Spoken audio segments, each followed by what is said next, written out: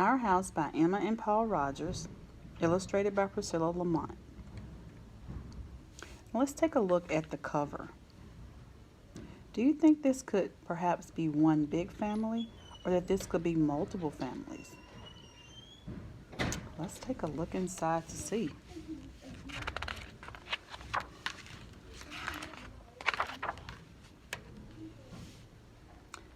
The year 1780. Welcome. Now take a look at this picture. What do you think has happened to the house in this picture? Perhaps it's not built yet, or if something's happened to it. Let's find out. This is the story of an old house that once was new. It begins in the springtime, in the days before bulldozers and trucks and cranes, before concrete blocks or ready-made window frames. The quiet of the valley along the narrow country path rings with the stonemason's hammer, the carpenter's saw, and the cries of the children rolling in the straw. Week by week, month by month, the days draw nearer when the family will move in. Joe, the littlest one, is the most excited of all. The house is ready in the autumn. For luck, Father carries Mother over the threshold. "Mother, Mother," says Joe, "I planted an acorn in the yard. Who'll grow big first, the oak tree or me?" Let's look up here and look at this word autumn. What do you think this word autumn means? You think it could be the season autumn? Soon the house becomes a home. Joe and his sister and brother know every corner of it, every nook and cranny. But Joe has one favorite place. On winter evenings, he curls up in the chimney seat. "My seat, my tree, our home," thinks Joe. "Welcome," says the house. Do you think the house is really talking? 1840. Father's late. 60 years have come and gone. So how many years have come and gone before let's look back. So the story began in 1780. So now it is 1840. So that is how they got 60 years have come and gone. So that means 60 years have passed. Joe has long since grown up. A doctor and his family live here now. Tonight he's ridden out on his horse to see a patient far away, for these are the days before cars. So what has happened is, back at this time there wasn't any cars, so doctors had to go and see their patients, and they had to ride horses to the patient's home to check on them. In the house, Thomas and Meg wait anxiously. They listen for the clatter of the horse outside. "Father's late," they whisper. The thunder roars, lightning flashes across the sky. Out on the road, Father struggles against the storm. "Keep going, Bess," says Father. "We'll soon be home." The wind tears at the oak tree and rattles the roof tiles. The rain lashes the windows of the house. "Poor Father," the children sigh. "Where can he be?"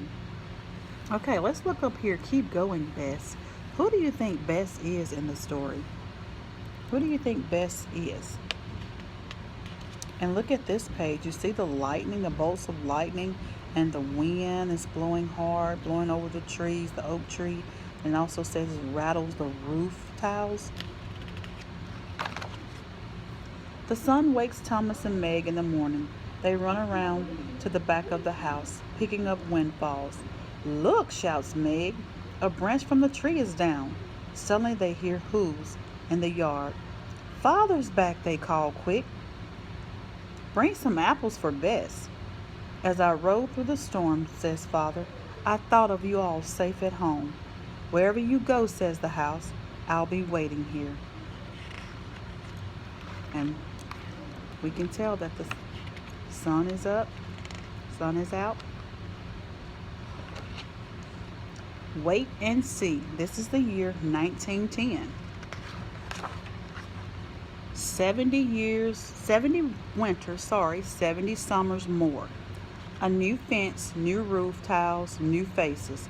For one little girl, Sophie, today is a special day. So, how many winters and how many summers more? 70 years have passed. Inside the house, there's the smell of new bread. Out in the yard, freshly washed clothes billow on the line. Everyone's busy, scrubbing and dusting and ironing.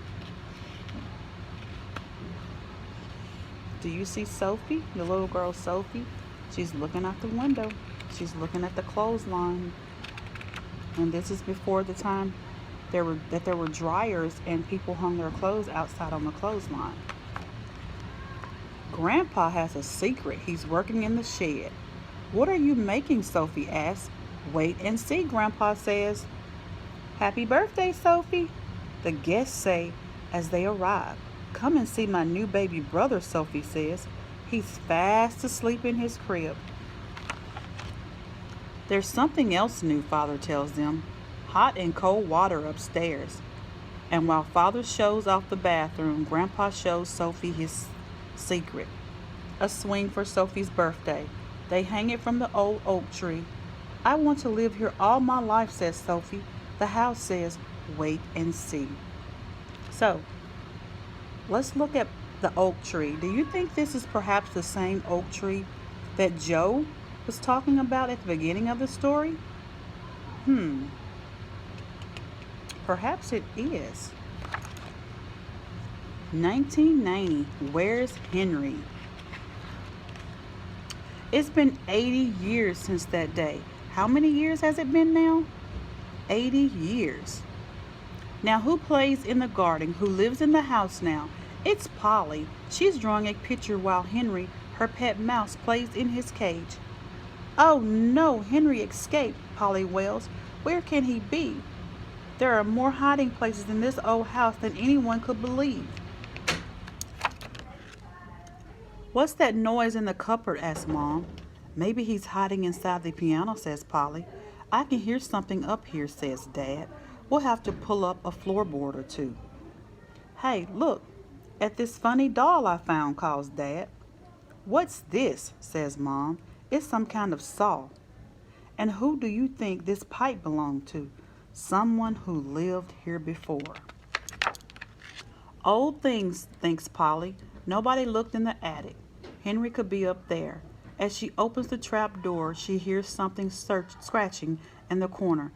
Got him, Polly says. That night, she draws a new picture and pushes it down the crack behind the chimney seat. I wonder who will find it, she whispers. Time will tell, says this house. So, this family has come into the house. And what are some of the things that they found that the other families had left in the house, that lived in the house long before them? Can you name some of the items? And as always, the house says, time will tell, or wait and see, says the house. The end.